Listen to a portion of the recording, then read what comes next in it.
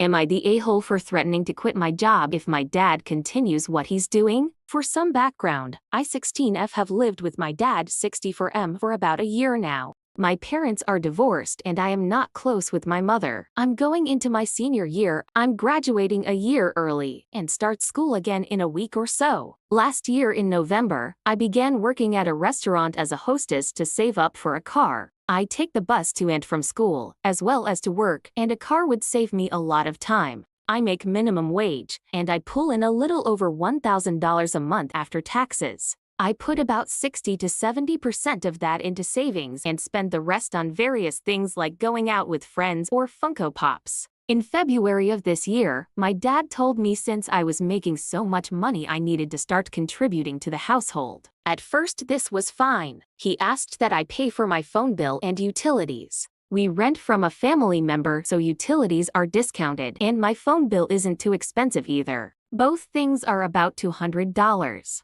With this I was saving less, so I still had spending money, but still had set aside $400 to $500 every month for the car. In July he decided I needed to pay a portion of the rent. I tried to argue with him on that, but he threatened to close my account, which he can do because he opened it for me. I had to start giving him $500 on top of the $200 a month, totaling $700 a month. With the $300 I had left, I saved $200 for the car and kept $100. I was pretty fed up at this point, but it got worse. I have some cash in a jar in my room, in case I go do something that you can't use a card for. I had about $300 in the jar for several months. Last week I came home from work and the jar was empty. When I asked my dad, he said that since I'm his daughter, he's entitled to the money I make. I was furious. I told him he had to give it back, but he had already spent it on some Amazon purchases. Lucky me. He told me he wanted $100 extra